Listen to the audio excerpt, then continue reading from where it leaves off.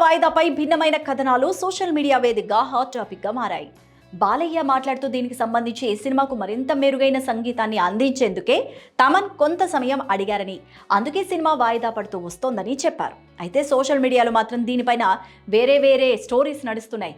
OG సినిమాతో ఒకేసారి పోటీ పడ్డం ఇష్టం లేకపోవడం, ఓటీటీ ప్లాట్ఫామ్ డీలులో ఆలస్యం వంటి కారణాలు కూడా సినిమా వాయిదాలకు ప్రధాన కారణాలు అని కొందరు వాదిస్తున్నారు. తమన్ ఒకే సమయాల్లో పలు సినిమాలకు పనిచేస్తూ కూడా అద్భుతమైన ఫలితాలు ఇచ్చిన సందర్భాలు చాలానే ఉన్నాయి.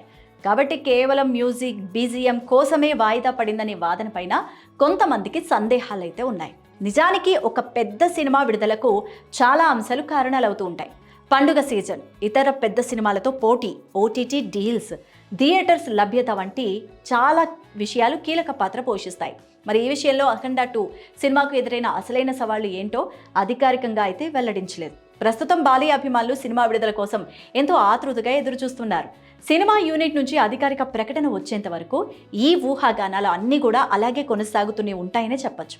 డిసెంబర్ మొదటి వారంలో అఖండ 2 థియేటర్స్లో విడుదల కాబోతోందని ఇండస్ట్రీ వర్గాల్లో టాక్ అయితే వినిపిస్తోంది. The Raja Saab cinema miss చేసుకున్న రిలీజ్ డేట్ను ఈ సినిమా యూజ్ చేసుకోబోతోందని కూడా సమాచారం. అయితే ఇందుకు సంబంధించి అధికారిక ప్రకటన కూడా రావాల్సి ఉంది. బాలయ్య ఈ సినిమాతో పాన్ ఇండియా హిట్ అందుకోవాలని అభిమానులు మనస్ఫూర్తిగా కోరుకుంటున్నారు. ఇక అఖండ 2 బాక్సాఫీస్ వద్ద ఏ స్థాయిలో రికార్డులు క్రియేట్ చేస్తుందో, రికార్డులు బ్రేక్ చేస్తుందో వేచి చూడాలి మరి.